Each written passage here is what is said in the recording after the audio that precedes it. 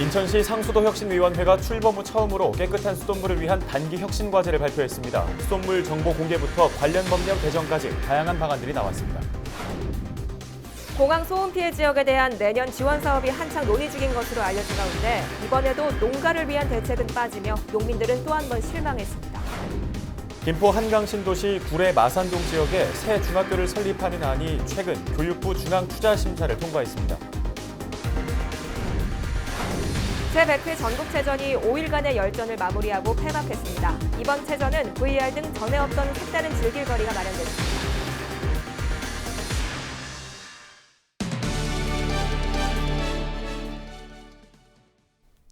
시청자 여러분, 안녕하십니까? 헬로티비 뉴스 시작합니다. 오늘의 첫 소식입니다. 인천 계양 지역 농가의 항공기 소음 피해의 심각성 이미 여러 차례 보도해드렸는데요. 현재 피해 지역 주민들에 대한 지원 논의가 한창입니다. 그런데 이번에도 이 피해 지역 농가는 지원 대상에서 빠졌습니다. 농민들은 또 한 번 실망했습니다. 이정아 기자의 보도입니다. 인천 계양구의 한 농가. 2년 전부터 항공기 소음 피해를 호소하고 있지만 해결된 건 없습니다. 그런다고 가서 이걸 갖다 누구한테 하소연하는 데도 없고, 그래서 제가 원하는 건 딴 거 없고 공항 담당자들이 와갖고 하루고 이틀이고 같이 우리하고 생활을 해봤으면 좋겠어요. 항공기 유도등이 바로 옆에 설치된 지역. 공항과 인접해 있어 수분에 한 대씩 항공기가 이륙하는 모습을 관찰할 수 있습니다. 계양 상야동 인근 농경진의 항공기 소음은 85에서 90베크 사이입니다. 항공법상 80베크를 넘으면 방음시설을 설치해야 하지만 이마저도 없습니다. 현재 계양구는 피해 지역을 중심으로 내년 지원책에 대한 수요조사를 시작했습니다. 하지만 주거 지역을 중심으로 논의가 이어지다 보니 농민들은 내년에도 지원 대상에서 제외됐다고 서운함을 토로했습니다. 불편한 점을 묻고 또 다 난리인데 우리 농사 짓는 사람만 아주 쳐다도 안 본데 사실은 여기 이 땅에서 더 시간을 12시간 이상 일하는 사람은 사실은 저희 농사 짓는 사람들이걸랑요. 반면 가정집과 학교 등 피해 지역 주민들은 한국공항공사로부터 방음시설과 전기료 등을 지원받고 있는 상황.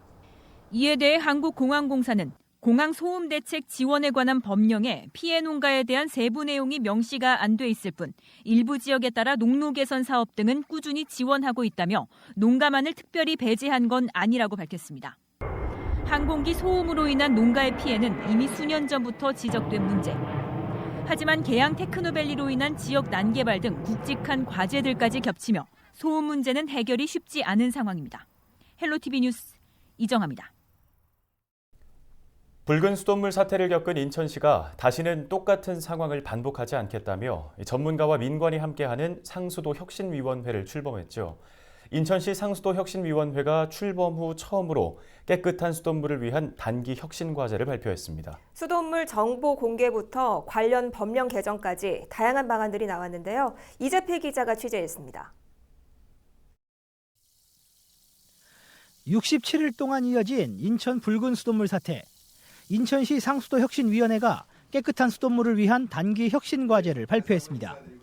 먼저 공공기관 내 음수대를 만들어 공무원들의 수돗물 직접 음용을 확대키로 했습니다.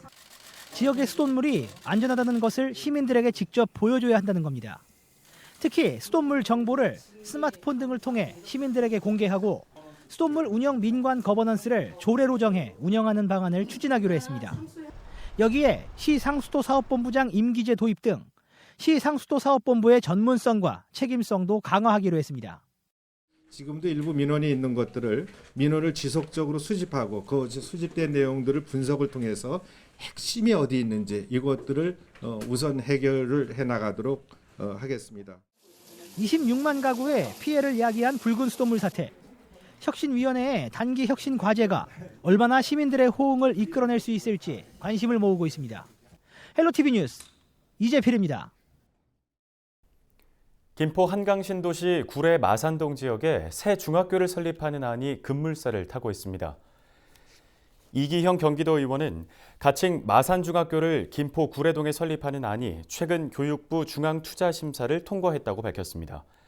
현재 해당 지역은 중학교 2곳이 있지만 2년 전인 2017년보다 초등학생 수가 1,200여 명 늘어난 데다 향후 아파트 신규 입주를 감안하면 학생 수가 더 늘 것으로 예상되는 지역입니다.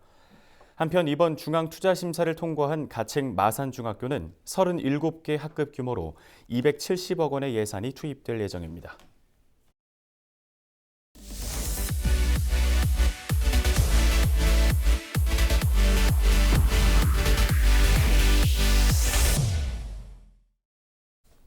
제100회 전국체전이 5일간의 열전을 마무리하고 폐막했습니다. 오는 15일부터는 전국 장애인 체전이 열리는데요. 체전을 보다 색다르게 즐길 수 있는 곳이 있습니다. VR로 즐기는 전국체전, 이지훈 기자가 현장에 다녀왔습니다. 울퉁불퉁 산길을 빠른 속도로 내달립니다. 전국체전 정식 종목 중 하나인 MTB. VR 기기만 착용하면 누구나 MTB 선수가 될 수 있습니다. 자, 이제 조금 더 빨라질게요. 네, 실제 하는 것처럼 실감나서 좀 무섭긴 했는데 재밌었어요. 시원스럽게 물살을 가르는 웨이크보드.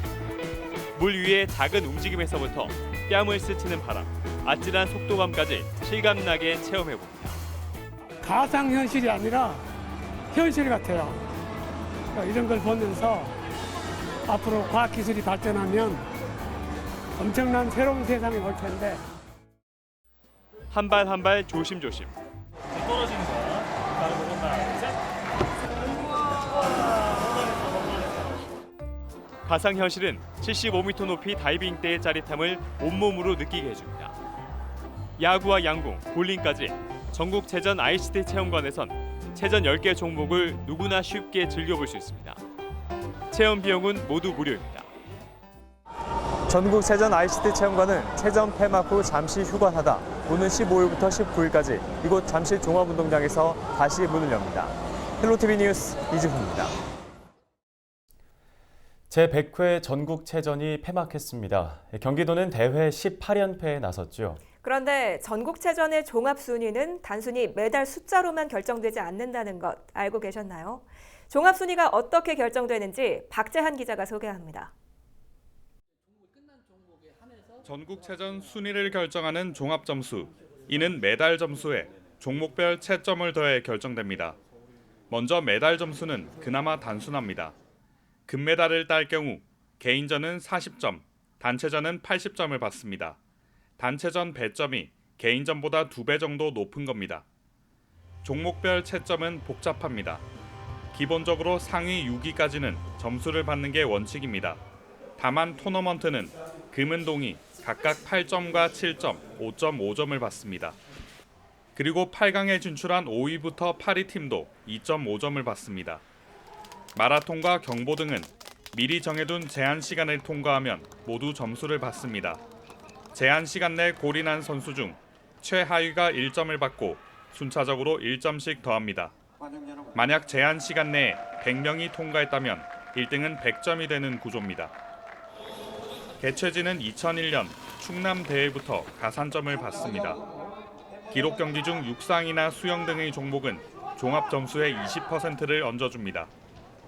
내가 순위에 떨어지더라도 개최지는 시드를 위해서 기본 점수 2.5점을 이렇게 부여를 하고 있습니다. 기록 종목에는 개최지 가산점 한 20%를 줍니다. 아무래도 기존에 했던 점수보다 플러스가 20점이 되니까 아무래도 많이 유리한 점이 많이 있죠. 신기록에도 가산점이 부여됩니다. 세계 신기록은 300%, 한국 신기록과 세계 타이 기록은 200%의 가점을 받습니다.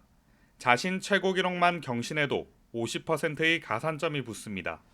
제외 한인 체육단체는 17개 시도와 별도로 메달 순위제로 정해집니다. 한편 각 시도별 정확한 종합 점수와 순위는 모든 기록 경기가 끝나는 오는 10일 오후에 결정됩니다. 티브로드 뉴스 박재한입니다.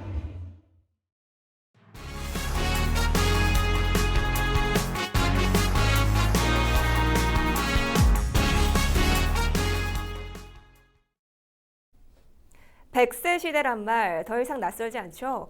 단순히 오래 사는 것을 넘어서 건강하고 기운찬 노년을 보내는 것, 누구나 바라는 삶입니다. 하지만 현실은 그렇지 못한 것으로 나타났습니다. 기대 수명에 비해 건강하게 살 수 있는 기간은 훨씬 짧았는데요. 우리 사회의 노인 질병 실태를 짚어봤습니다. 권미경 기자입니다. 길어진 수명과 건강하고 활기찬 삶은 별개의 문제입니다. 2016년 기준 신생아가 몇 세까지 살 수 있는지를 나타내는 기대 수명은 82.36세. 하지만 병에 걸리지 않고 건강한 상태로 살 것이라 예상되는 건강 수명은 64.9세입니다. 노년의 17년 정도를 아픈 상태로 지내게 되는 겁니다. 통계청 노인실태 조사 결과 전체 노인 10명 가운데 9명 정도가 만성질병을 갖고 있다고 답했습니다. 자세히 들여다보면 노인 한 명당 평균 2.7개의 만성질병을 앓고 있었습니다. 석 달 이상 꾸준히 약을 먹는 경우도 83.5%. 실제로 폐렴과 치매 같은 노인성 질병으로 인한 사망률도 크게 증가하고 있습니다.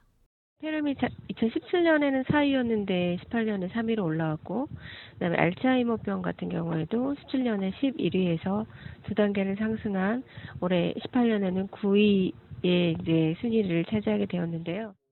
특히 치매로 인한 사망률은 꾸준히 올라 지난해 처음으로 치매가 10대 사망 원인 안에 들었습니다. 옷을 잘 못 입는다든지 폭력적이라든지 이런 이상한 행동 등이 중기되면 나타나고 점점 진행하게 되면은 그 증세가 심해지기도 하지만 몸 움직임 자체가 줄어들 수 있거든요. 잘 못 움직이고 완전히 의존적인 상태로 되면서 마지막에 이제 사망에 이를 수 있기 때문에 100세 시대가 열렸지만 길어진 수명만큼이나 건강한 노년의 중요성도 커지고 있습니다. 헬로티비 뉴스 권미경입니다. 다음 소식입니다. 청각장애를 가진 주민들이 번듯한 사진작가로 나서 눈길을 사로잡고 있습니다. 사진과 공예를 통해 지역사회와 소통하는 전시를 이어가고 있는 건데요. 열악한 환경 속에서도 이들의 진실과 열정을 담은 작품들이 주위를 놀라게 하고 있습니다. 정명기 기자가 다녀왔습니다. 일상 속 특별한 사진들이 전시실을 메웠습니다. 파도가 스며드는 모래사장은 원색의 물결을 이룹니다. 활짝 핀 노란 해바라기를 입체적이고 볼륨감 있게 표현했습니다. 거북이가 물속을 헤엄치는 찰나를 세심한 관찰과 집중력으로 포착한 반영 사진은 단연 돋보입니다.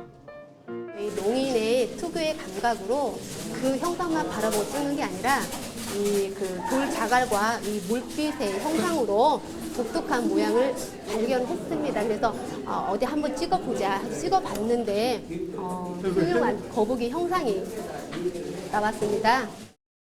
김제지역 청각장애 작가들의 삶과 열정이 녹아있는 사진 작품들입니다. 이번 전시회는 군산 선유도와 김제 망해사, 만경 능지 등을 돌며 7달 넘게 준비한 겁니다. 듣지 못하는 불편을 극복하면서 작품을 창작하는 과정은 만만치 않았습니다. 수년 동안 활동의 끈을 이어왔지만 작년에 관련 단체의 도움을 받아 겨우 제대로 된 장비도 갖췄습니다. 그 조금 적은 돈을 가지고 쪼개 쓰면서 나가서 사진을 찍고 그 사진을 가지고 이렇게 전시를 하는 걸 보면은 저 자신도 눈물겹습니다. 장애인 작가 10명이 공개한 특별한 작품은 모두 30점. 전시실 한편에는 공예의 매력을 느낄 수 있는 공간도 마련했습니다. 장애인 평생교육센터를 2020년에 25억을 투자해서 건립해가지고 농아인들을 비롯한 장애인들의 인문교육, 기술교육 등 다양한 프로그램 지원으로 장애인들이 자립할 수 있도록. 말보다 사진으로 사회와 소통하는 열정 어린 작품은 여러 전시회를 통해 소개되고 공모전에 입상하는 쾌거도 이뤄내고 있습니다. 헬로티비 뉴스 정명기입니다. 인천시의회가 제257회 임시회 일정을 시작했습니다. 본회의에 나선 의원들은 인천시 교육청과 인천시를 향해 비판의 목소리를 냈는데요. 최근 인천시가 시청 출입을 통제한 부분을 두고는 불통행정이라고 지적했습니다. 신한결 기자가 취재했습니다. 인천시 교육청의 교육환경 개선 사업 대상 학교로 선정돼 화장실 리모델링과 외벽 보수 등 5건의 공사를 진행 중인 서화초등학교. 하지만 일부 공사가 지연돼 타 학교보다 한 달가량 늦은 지난 4일에야 2학기 개학을 했습니다. 여전히 급식실과 강당 등 일부 공사는 마무리되지 않아 학기 중 진행되고 있으며 개학이 늦춰진 학생들은 한겨울에도 학교를 다녀야 하는 실정입니다. 김성준 시의원은 제257회 임시회 제1차 본회의에서 교육청의 철저한 관리 매뉴얼 시행을 촉구했습니다. 교육지청과 시교육청이 존재하는 이유가 무엇입니까? 합리적이고 안전한 매뉴얼을 바탕으로 철저히 해주어야 하며 학교의 각종 공사는 다른 공사의 공사와는 달리 학생들의 안전과 학습권을 세심하게 지키기 위한 철저한 계획과 관리 감독이 이루어져야 합니다. 정의당 소속 조선희 의원은 새 시민광장인 인천의뜰 개정과 동시에 시청 출입을 통제하는 시 집행부를 지적했습니다. 광장을 명분으로 시민들의 출입을 제한하는 것은 행정 편의주의적이며 민선 7기가 내건 소통 행정과도 반하는 것이라고 밝혔습니다. 시는 지난달 24일부터 광장 개방으로 방호 필요성이 크다며 출입문을 통제하고 있습니다. 청사 출입 관리가 과연 인천의 뜰 조성 취지에 부합한 조치라고 생각하십니까? 시민이 시장이라던 박남춘 시장님의 정책과 반대되는 행정이 아닐런지요. 시민에게 허락된 공간을 광장으로 국한할 게 아니라면 이번 조치는 바뀌어야 한다고 생각합니다. 인천시의회 제257회 임시회는 오는 22일까지 15일간 진행됩니다. 이번 회기 동안 시의회는 인천시 폭염 피해 예방 조례안과 자체 매립지 조성 촉구 결의안 등 34개의 안건을 심의할 예정입니다. NIB 뉴스 신한결입니다. 일반 농산물을 친환경 농산물로 속여 판매한 농가와 유통업소가 적발됐습니다. 경기도 특별사법경찰단은 도내 친환경 인증 농가와 유통 판매업소 등 216곳을 대상으로 수사를 벌여 친환경 농어업법을 위반한 11곳을 적발했다고 밝혔습니다. 가평의 한 포도 농장주는 포도 5kg들이 40개 상자를 무농약으로 재배한 것처럼 친환경 인증 표시 스티커를 부착해 로컬 푸드 매장에 판매했습니다. 특사경 조사 결과 이 농장에서 판매한 포도에서 잔류 농약이 검출됐습니다. 이 밖에 수원의 한 마트는 일반 바나나를 판매하면서 친환경 인증 광고판을 부착해 판매한 것으로 확인됐습니다. 특사경은 이들 업주들이 보관하고 있던 친환경 인증 스티커를 폐기하는 한편 허위 친환경 농산물에 대한 수사를 지속하겠다고 밝혔습니다. 부평구의회가 10일 제232회 임시회를 시작했습니다. 이번 임시회에서는 2020년 주요 사업계획 보고와 행정사무감사계획 승인 등의 안건이 다뤄질 예정입니다. 나상길 부평구의회 의장은 내년도 주요 사업계획을 보고받는 만큼 이번 임시회는 매우 중요하다며 각 사안마다 세심하게 검토해 주길 바란다고 구의원들에게 강조했습니다. 이번 임시회는 오는 22일까지 진행됩니다. 경기도가 경기교통공사 개소에 앞서 10일 경기교통본부를 출범했습니다. 경기교통공사는 경기 지역 31개 시군의 대중교통 체계를 통합 관리하는 교통정책 전담기관으로 현재 설립 타당성 검토 용역이 진행 중입니다. 경기교통본부는 교통공사 운영의 시행착오를 최소화하기 위해 교통공사 설립 전까지 운영하는 기구로 교통공사 설립 준비와 공사 수행사업 설계, 준공영제 시범사업 시행 등의 역할을 하게 됩니다. 김포시가 기초연금 수급에서 소외된 거주 불명 등록 어르신도 기초연금을 신청할 수 있도록 안내하고 있습니다. 김포시는 수급 사각지대에 놓인 만 65세 이상 거주 불명 등록 어르신도 연금을 받을 수 있도록 14개 읍면동과 함께 유선, 방문 조사를 실시하고 있습니다. 신청이나 상담이 필요한 어르신은 주소지 관할 주민센터를 방문하거나 국민연금공단으로 전화하면 됩니다. 전국체전이 드디어 막을 내렸습니다. 그동안 우리 지역 선수들의 경기 결과를 전해드렸는데요. 우리 지역의 경기 결과 마지막으로 짚어드립니다.